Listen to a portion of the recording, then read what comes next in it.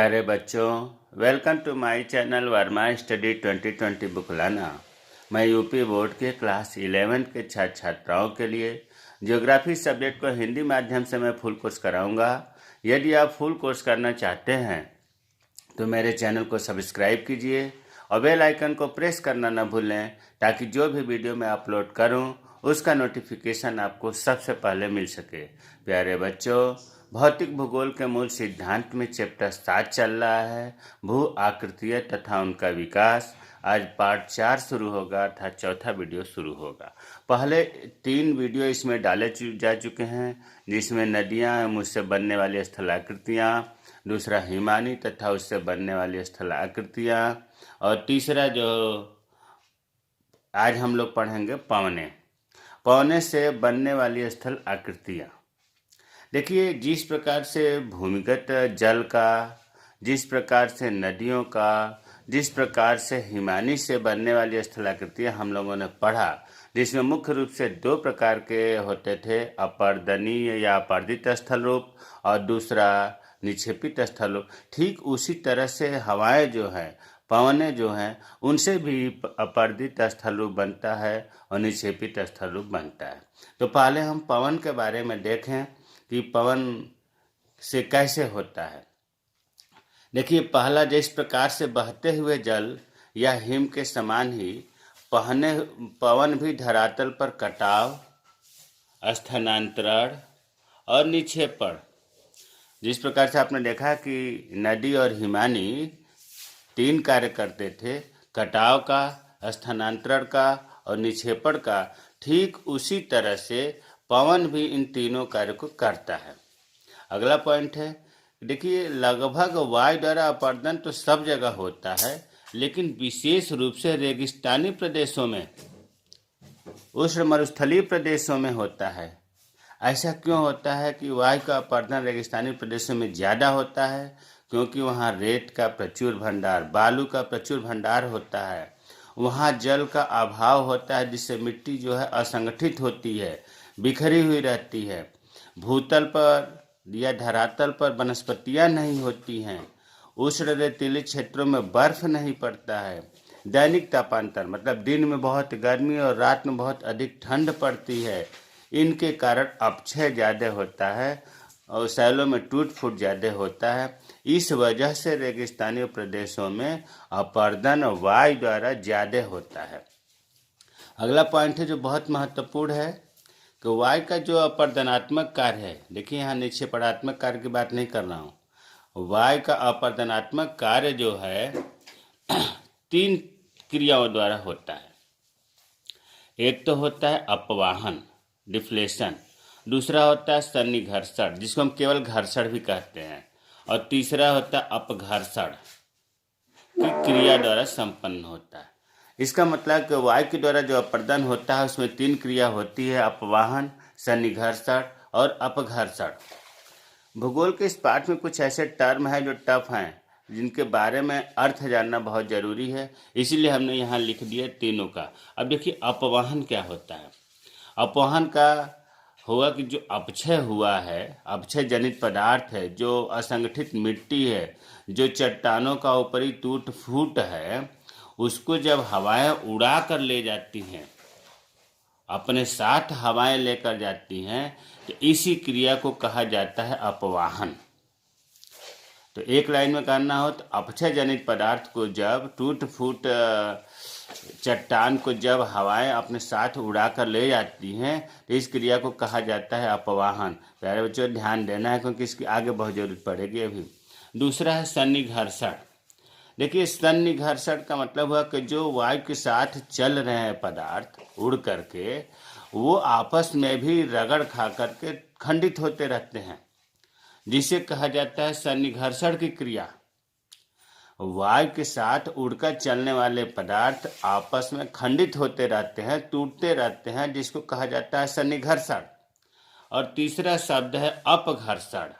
अपघर्षण का मतलब हुआ कि जब बालू के कण मार्ग में पड़ने वाले शैलों को अपने प्रहार, देखिए, बालू के कण तो चल रहे हैं, बालू कण तो वैसे भी कोरदार होते हैं, तो जब ये जमीन से रगड़ते हुए चलते हैं, घिसते हुए चलते हैं, तो नीचे भी मतलब तल में भी अपघर्षण के द्वारा, जिस क्रिया को क्या कहते हैं, अपघर्षण कहते हैं, अपर्दन होता है। तो जब तल में होगा तो अपघर्षण, जब आपस में होगा तो सन्निघर्षण, और जब हवा में उड़ कर जाएंगे तो उसे अपवाहन कहते हैं। अगला पॉइंट है जो बहुत महत्वपूर्ण है। देखिए, वास्तव में मरुस्थलों, अभी हमने बताया कि रेगिस्तानी भूमि में ज़्यादा वायु का अपर्दन होता है। यहाँ पर जो स्थल आकृतियाँ का निर्माण होता है वो बृहद क्षरण, मतलब क्षरण तो होता ही है, कटाव तो होता ही है, इतनी तेज हवाएं चलती हैं कि इससे क्षरण होता है। और प्रवाहित जल की चादर बाढ़, यहाँ ये समझना है कि हाँ, वर्षा तो कम होती है रेगिस्तानी भूमि या मरुस्थलीय प्रदेशों में, लेकिन जब भी अल्प वर्षा होती है तो मूसलाधार वर्षा होती है, अल्प समय में बहुत तेज वर्षा होती है, जिससे अचानक पूरा पानी फैल जाता है, जिसको हम कहते हैं चादर बाढ़, सीट फ्लोड। और ये पानी तुरंत सूख भी जाता है क्योंकि यहाँ टेम्परेचर ज़्यादा होता है, वाष्पीकरण ज़्यादा होता है। तो अब आपको समझ में आ गया होगा कि चादर बाढ़ से और बृहत क्षरण से ही स्थल आकृतियों का निर्माण होता है।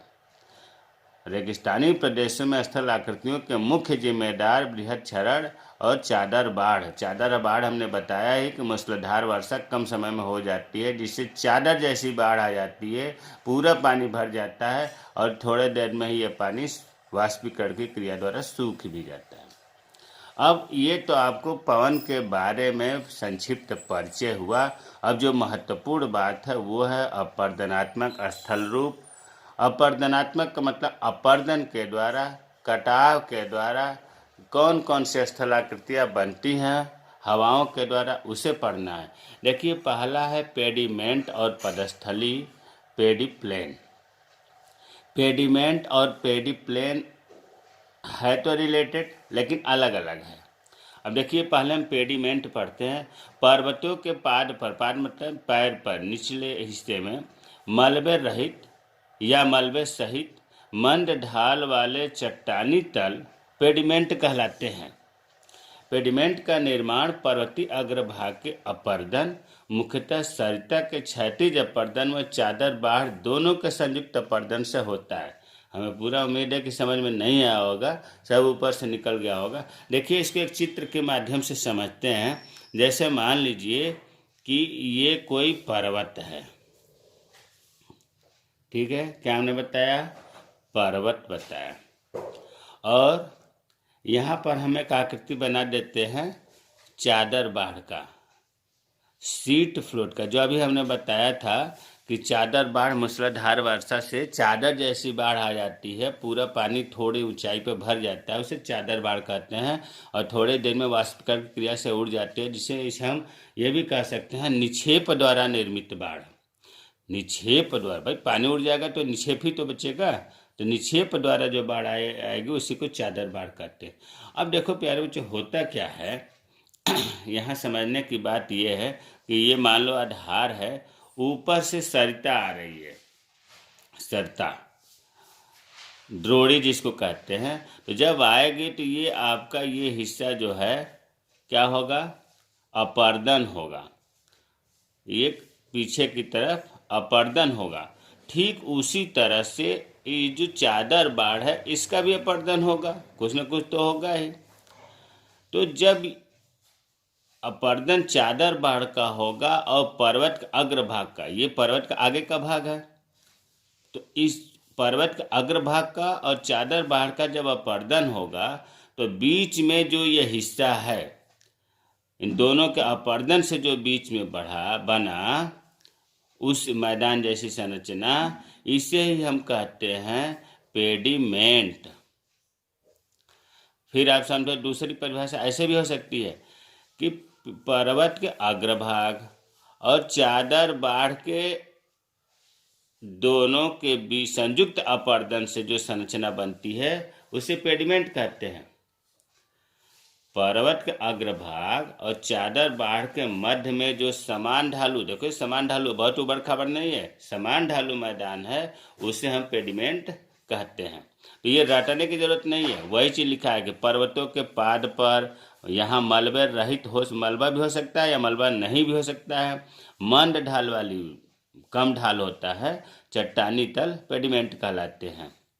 पेडिमेंट का निर्माण कैसे होता है? पर्वत के, इससे पढ़ के बता रहा हूँ, पर्वत के अग्रभाग के अपर्दन और चादर बाढ़ के अपर्दन से होता है। एक तो आप जो लिखा है वैसे कह सकते हैं, दूसरी परिभाषा ऐसे भी कह सकते हैं कि पर्वत के अग्रभाग और चादर बाढ़ के बीच में जो संरचना बनती है, जो ढालू मैदान होता है, उसे हम पेडिमेंट कहते हैं। अब देखिए दूसरा पेडी प्लेन, इसी चित्र से समझिए क्योंकि आगे फिर चित्र नहीं बनाया हूँ।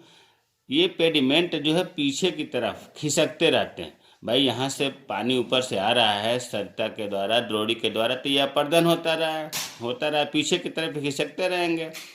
पेडिमेंट पीछे की तरफ खिसकते खिसकते एक समय ऐसा आता है कि पूरा पर्वत ही अपर्दन हो जाता है, पर्वत समाप्त हो जाता है। और जब पर्वत जैसी अपर्दन करने के कुछ रहता नहीं तो अपर्दन बंद हो जाता है और यहाँ का मैदान बन जाता है। इसी को हम कहते हैं पेडी प्लेन। अरे नाम से ही लग रहा है, पेडी प्लेन हो जाता है, समतल हो जाता है। थोड़ा बहुत इंसेल वर्ग जैसे गुंबद जैसी संरचनाएं कहीं कहीं पर दिखाई देती हैं। वही लिखा है पेडिप्लेन की परिभाषा। पर्वतों के अग्रभाग को आपादित करते हुए पेडिमेंट आगे बढ़ते हैं, मतलब पीछे की तरफ खिसकते हैं, तथा पर्वत घिसते हुए पीछे हटते हैं। भाई पर्वत भी घिसेगा और धीरे धीरे पर्वतों का अपर्दन हो जाता है। केवल इंसेल वर्ग का मतलब गुंबद जैसी संरचना, छोटी छोटी टापू पहाड़ियाँ जैसी आकृति दिखाई देने लगती हैं। ये पर्वत के अवशिष्ट रूप होते हैं। तो इस प्रकार अब देखिए पेडी प्लेन की परिभाषा एक लाइन में कि मरुस्थलीय प्रदेशों में एक उच्च धरातल, पहले तो उच्च धरातल ही था, पर्वत था, तो उच्च धरातल आकृति विहीन मैदान, कोई आकृति नहीं बनती है, आकृति विहीन मैदान में परिवर्तित हो जाता है, जिसे पेडी प्लेन पदस्थली कहते हैं।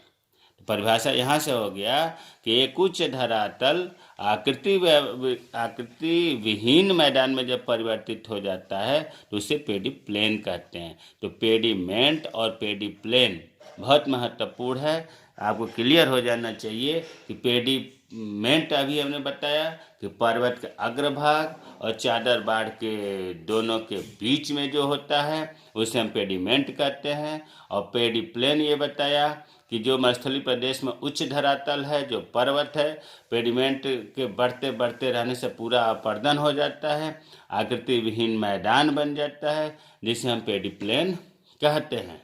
अब दूसरी संरचना जो अपर्दित स्थल रूप है वो प्लाया है। देखिए कहीं कहीं पर प्लेया भी लिखा है, इसलिए कन्फ्यूजन होने की जरूरत नहीं है, प्लाया और प्लेया एक ही चीज़ है। पर्वतों व पहाड़ियों से घिरे बेसिनों में बेसिन के किनारों से लगातार लाए हुए अवसाद जमाव के कारण बेसिन के मध्य में समतल मैदान की रचना हो जाती है। पर्याप्त जल उपलब्ध होने पर यह मैदान जल से भर जाता है, उथली झील का निर्माण होता है। इस उथली झील को प्लेया कहते हैं। नहीं समझ में आया होगा, अभी समझ में आ जाएगा। देखिए ये कह रहा है पर्वतों पहाड़ियों से घिरे बेसिन, पर्वत व पहाड़ी चारों कुछ ऐसी कहीं कहीं पर स्ट्रक्चर बनते हैं। जैसे मान लो कि हमने यहाँ दिखा दिया कि ये पर्वत है, फिर इधर भी हमने दिखा दिया कि ये पर्वत है, फिर ये भी हमने दिखा दिया पर्वत है, फिर ये भी हमने दिखा दिया पर्वत है। और ऐसा थोड़ी नहीं है कि पर्वत के बीच में, भाई पर्वत जब चारों ओर पर्वत है तो बीच में जुड़ा भी होगा, स्वाभाविक है। जब बीच में पर्वत है जुड़ा होगा तो जो बीच का ये स्थल है इसको हम बोलते हैं बेसिन। और बेसिन में यहाँ समझो, ध्यान देना कि चारों ओर पर्वत और पहाड़ियाँ है तो बीच में जो है उसे बेसिन, और पवनों के द्वारा बीच में ज़्यादा अपर्दन होता है, लेकिन अपवहन ज़्यादा होता है बीच में, लेकिन चारों ओर जो पहाड़ी है इसके अवसाद जो है हवाओं से या कटाव हो करके, अपर्दन हो करके बीच में इकट्ठा होते हैं। स्वाभाविक है, चारों ओर पहाड़ी है तो बीच में हवा क्या होगा, चारों ओर के कटाव करेगा पहाड़ियों का और बीच में उनको इकट्ठा करेगा। तो जो बेसिन है ये समतल मैदान में बन जाता है। क्या ने बताया, ये समतल मैदान हो जाता है। अब प्यारे बच्चों, जब ये समतल मैदान हो गया, पर्वतों और पहाड़ियों के बीच का बेसिन जो है समतल मैदान हो गया, अब इसमें कहीं से पानी आ जाए, या तो वर्षा हो जाए या किसी द्रोणी या सरिता से पानी आ जाए। पहाड़ों पर तो द्रोणी सरिताएं बहती रहती है, पानी आ जाएगा तो ये जो समतल मैदान था ये जल से भर जाता है। अर्थात ये झील का निर्माण, बहुत गहरी झील नहीं होती, समतल मैदान है तो उथली झील का निर्माण हो जाता है। उथली झील का, इसी उथली झील को ही तो प्लेया कहते हैं, उथली झील को ही प्लेया कहते हैं। तो कितना आसान है, चारों ओर पर्वत और पहाड़ियों से घिरा जो बेसिन है वो लगातार अवसाद जमाव के कारण समतल मैदान में बदल जाता है, और इसमें जब जल उपलब्ध हो जाता है या जल से भर जाता है तो उथली झील का निर्माण होता है। इसी उथली झील को प्लेया कहते हैं। अब यहाँ थोड़ा सा और समझो कि यह जल जो भरा है वो थोड़े समय के लिए ही रहता है, क्योंकि यहाँ मरुस्थल में वाष्पीकरण की तीव्रता ज़्यादा होती है। कुछ पानी नीचे चला जाएगा, कुछ वाष्पीकरण टेम्परेचर ज़्यादा होता है तो वाष्पीकरण मतलब ये जल सूख जाता है जल्दी ही। और जब ये सूख जाता है तो सूखी झील का है जो बनता है, सीधी सी बात है, जब पानी नहीं रहेगा तो सूखी झील को ही कहते हैं प्लेया मैदान। भाई मैदान जैसी संरचना हो गई, प्लेया मैदान कहते हैं। और अगर इस मैदान का ढाल पर्वतीय क्षेत्रों में 1 से 5 अंश होता है, कितना, 1 से 5 अंश होता है, तो प्यारे बच्चों इसी सूखी झील के मैदान को, प्लेया मैदान को वाजदा कहते हैं। ढाल को, अगर ढाल है 1 से 5 अंश तो वाजदा कहते हैं। वही चीज़ इसमें लिखा है, इसमें जल थोड़े समय के लिए ही रहता है क्योंकि मरुस्थलों में वाष्पीकरण की तीव्रता के कारण जल सूख जाता है। यह सूखी झील प्लेया मैदान कहलाती है। यदि इस प्लेया मैदान का ढाल पर्वतीय क्षेत्र में 1 से 5 अंश होता है तो इसे वाजदा कहते हैं। तो ये भी समझ में आ गया होगा कि प्लेया क्या है, प्लेया मैदान क्या है, वाजदा क्या। तीसरी संरचना होती है अपवहन गर्त, वात गर्त तथा गुहा। देखिए एक दूसरे से रिलेटेड हैं लेकिन टर्म अलग अलग हो जाते हैं, थोड़ा थोड़ा अंतर है। अपवाहन गर्त और वात गर्त में बहुत बारीकी अंतर है। अब देखिए अपवाहन गर्त पहले पढ़ते हैं। जब अपक्षय जनित पदार्थ होता है या असंगठित मिट्टी होती है जो चट्टानों का ऊपर एक टूट फूट होता है, जो रेत होता है ऊपर, उसको जब अपवाहन क्रिया होती है, अभी अपवाहन हमने बताया था कि हवाओं के द्वारा उड़ाकर ले जाने की क्रिया को अपवाहन कहते हैं। तो अपक्षय जनित पदार्थ जो है अपवाहन के द्वारा जब वायु मरुस्थलों में ले जाती है तो बीच बीच में उथले गर्त मतलब गड्ढे बना देती है। भाई हवाओं के द्वारा जब ऊपरी पदार्थ उड़ करके ले जाएगा हवाएं, तो बीच बीच में उथले गर्त बन जाते हैं, जिनको कहा जाता है अपवाहन गर्त। अरे एक लाइन में ये कहा जा सकता है कि अपवाहन के द्वारा जो गर्त बनते हैं, जो उथले गर्त बनते हैं, उन्हें अपवाहन गर्त कहते हैं। अपवाहन तो एक अपवाहन का नाम लेते ही ये बात याद आ जानी चाहिए कि अपवाहन का मतलब उड़ाकर ले जाने की क्रिया, और अपवाहन की क्रिया के द्वारा जो गर्त बनते हैं, ये गर्त बहुत गड्ढे बड़े नहीं होते, उथले होते हैं। तो अपवाहन की क्रिया के द्वारा जो गर्त, उथले गर्त बनते हैं, उन्हें अपवाहन गर्त कहते हैं। अब आगे है, जब हवाएं तेज चलती हैं तो उनके साथ जो धूल कण या बालू के कण उड़ते हैं वो अपघर्षण करते हैं, जमीन को रगड़ते हुए, घसीटते हुए, अपर्दन करते हुए आगे बढ़ते हैं। तो क्या होता है, जो धरातली तल है, चट्टानी तल है, उस पर उथले गर्त बन जाते हैं, इन्हें वात गर्त कहते हैं। प्यारे बच्चों, अपवाहन के द्वारा जो गर्त बना था उसे अपवाहन गर्त कहते हैं, और जो अपघर्षण के कारण गर्त बना था, अपघर्षण के कारण जो उथला गर्त बना था, उसे वात गर्त कहते हैं। और जब वात गर्त गहरे और विस्तृत हो जाते हैं, इसी को गुहा कहते हैं। हाँ, अपवाहन गर्त से भी गुहा बनते हैं। तो वात गर्त जब विस्तृत हो जाए तो उसे हम गुहा कहते हैं। हमें उम्मीद है कि अपवाहन गर्त और वात गर्त समझ में आ गया होगा। गुहा तो समझ में आ ही रहा होगा कि वात गर्त जब बड़े हो जाते हैं, गड्ढे बड़े गहरे विस्तृत हो जाते हैं, तो उसे गुहा कहते हैं। चौथी संरचना है छत्रक शिला। छत्रक शिला, देखो मशरूम आप देखे होंगे, मशरूम जैसे नीचे पतला होता है, ऊपर टोपी जैसा होता है, चौड़ा होता है, गोल होता है।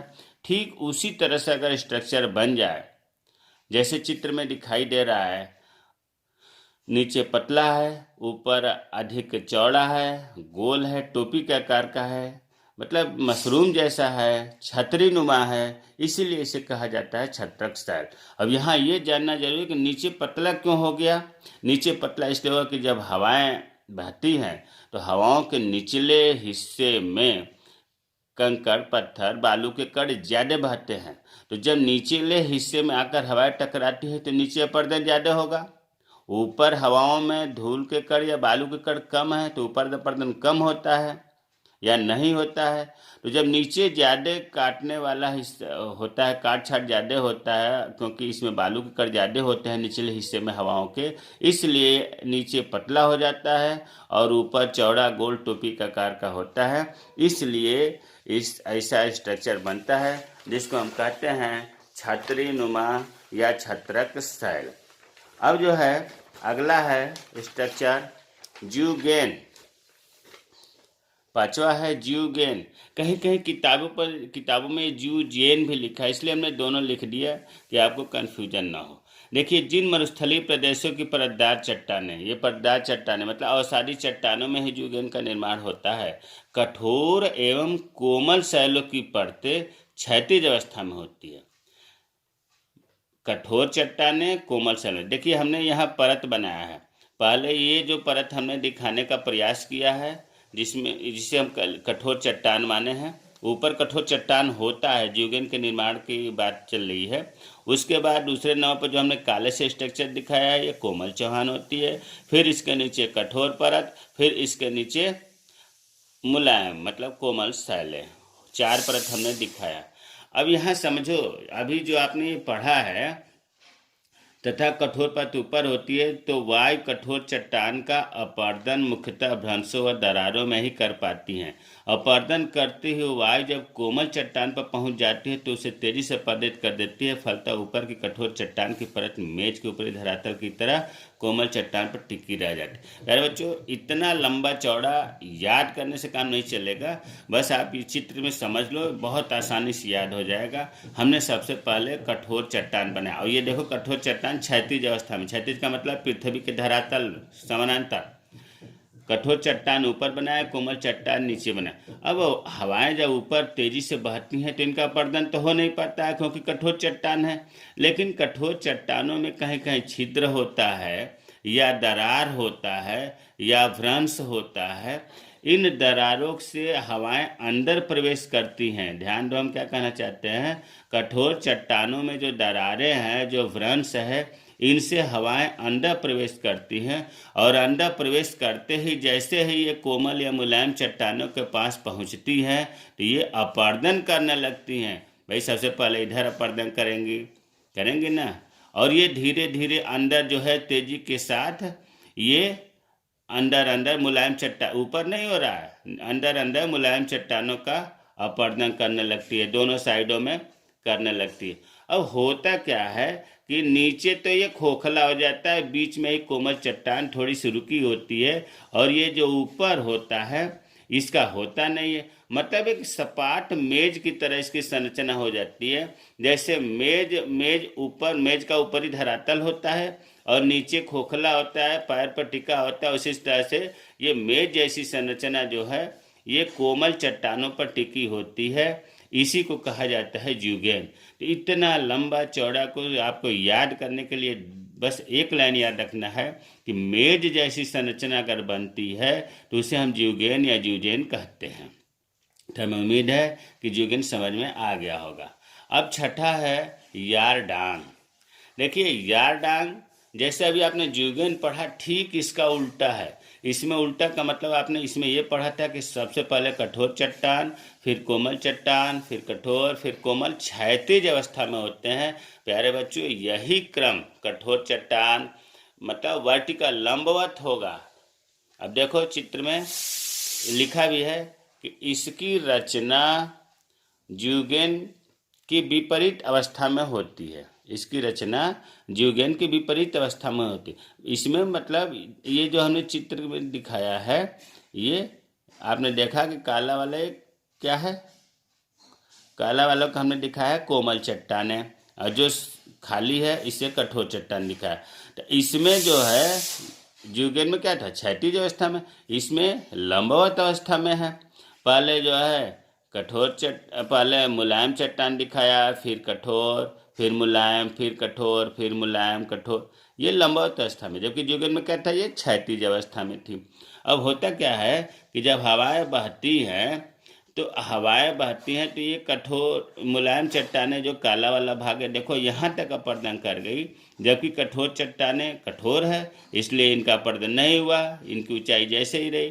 फिर अगर आगे कोमल चट्टान पड़ गई, इसका अपर्दन गहराई तक हो गया। फिर आगे कठोर चट्टान है, इसका अपर्दन नहीं हुआ।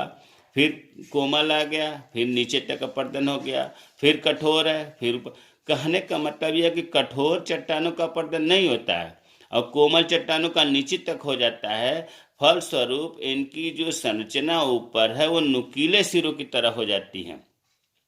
नुकीले, देखो ये नुकीले, भाई इधर अपर्दन हो गया, इधर अपर्दन हो गया, बीच में कठोर चौहान जो है, कठोर शैल जो है, ये नुकीले बन गई, स्पष्ट रूप से दिख रहा है, नुकीले बन गई। इसी को कहा जाता है, इसी स्थलाकृति को कहा जाता है यार डांग। मैं उम्मीद है कि समझ में आ गया होगा। अब है 7वां इनसेल वर्ग। इनसेल वर्ग, इसका दूसरा नाम हम ये कह सकते हैं, नाम तो बहुत कठिन है, नाम है द्वीपा भागिरी, लेकिन इनसेल वर्ग ही ज़्यादा प्रसिद्ध शब्द है। इसमें क्या होता है, वायु के अपर्दन कार्य द्वारा प्रायः समतल मैदानों का निर्माण होता है, परंतु कहीं कहीं तीव्र ढाल वाली कठोर शैलें गोलाकार पहाड़ियों के रूप में शेष बची रह जाती हैं। इसे इनसेल वर्ग कहते हैं। देखो ये चित्र दिखाई दे रहा है इनसेल वर्ग का। इसमें जब आप देखेंगे तो ऐसा लगेगा कि बालू, चारों ओर तो बालू है, टापू है, द्वीप दिखाई दे रहा है, छोटे छोटे गुंबद जैसी संरचना बन जाती है जब हवाओं के अपर्दन से, तो उसे हम कहते हैं इनसेल वर्ग। पूरे समतल मैदान में गुंबद जैसी संरचना बन जाए, छोटे छोटे गोलाकार पहाड़ियों की जैसी संरचना दिखाई देने लगे, जो टापू या द्वीप की भांति दिखाई महसूस होती है, उसे हम कहते हैं इनसेल वर्ग। 8वां है भूस्तंभ। भूस्तंभ चित्र में देखिए, ऊपर ये कठोर चट्टानें हैं, ये चौकोर जो दिखाया गया है कठोर, इसके नीचे ये मुलायम चट्टानें हैं जिसको कोमल चट्टानें भी कहते हैं। अब इसमें होता क्या है कि जब कठोर चट्टान ऊपर है तो इसके नीचे का जो मुलायम शैल है इसका अपर्दन नहीं होता है, क्योंकि सुरक्षा का काम करता है। इसके नीचे तो नहीं होता, लेकिन इसके चारों ओर जो है इनका कोमल शैलों का अपर्दन हो जाता है। ठीक उसी तरह से फिर समझिए कि कठोर चट्टान के नीचे कोमल शैल होती हैं। कठोर चट्टान की वजह से इसके नीचे की कोमल शैलों का अपर्दन नहीं होता, लेकिन आसपास की कोमल शैलों का अपर्दन जल्दी से शीघ्रता से होने लगता है। तो जब ये कठोर चट्टानें, इसके नीचे जो है कोमल चट्टानें, उनकी रक्षा हो जाती है, तो ये स्तंभ जैसे, खड़े स्तंभ जैसे दिखाई देने लगते हैं। इसी को कहा जाता है भूस्तंभ। तो भूस्तंभ भी समझ में उम्मीद है कि आ गया होगा। अब प्यारे बच्चों, अभी तक आपने अपर्दित स्थल रूप पढ़ा, जिसमें आपको अभी तक बताया गया कि पेडिमेंट और पेडिप्लेन क्या है, एक स्ट्रक्चर। दूसरा बताया गया प्लेया मैदान क्या है। तीसरा बताया गया अपवहन गर्त, वात गर्त, गुहा। चौथा स्ट्रक्चर बताया गया था छत्रक शैल। पांचवा बताया गया जीवगेन। छठा बताया गया यारडांग। सातवां बताया गया इनसेल वर्ग और आठवां बताया गया भूस्तंभ। मतलब हवा के द्वारा अपर्दित स्थल रूप बहुतेरे हैं और सब अपने आप में टेक्निकल हैं, महत्वपूर्ण हैं, इम्तहान में पूछे जाने लायक हैं। अब आते हैं निक्षेपित। निक्षेपित का मतलब होता है कि जमाव के द्वारा निम्नलिखित स्थलाकृतियाँ बनती हैं। इसमें देखिए सबसे महत्वपूर्ण जो है वो है बालू का टीला। बालू का टीला ही मुख्य निक्षेपित रूप है। इसी को कहा जाता है बालू टिब्बे, सैंड ड्यून्स, और इसी को बालू का स्तूप भी कहा जाता है। बालू के टीले और बालू टिब्बे और बालू का स्तूप एक ही चीज़ है। इसमें थोड़ा सा पढ़ें, बहुत आसान ही समझ में आएगा। वायु अपने साथ भारी मात्रा में बालू के मोटे महीन कण उड़ाकर ले जाती है। तो पता ही है कि रेगिस्तानी भूमि में हवाओं के साथ बालू के मोटे और महीन कण खूब उड़ते हैं। अगर उनके मार्ग में कोई बाधा आ जाए, कोई रुकावट आ जाए, तो जो साथ में उड़ाकर बालू ले जा रही है हवाएं, उनका निक्षेप होने लगता है, वो वहाँ रुक गिरने लगती है, वहाँ जमा होने लगता है, और इस निक्षेप से ही बालू के टीलों का निर्माण होता है।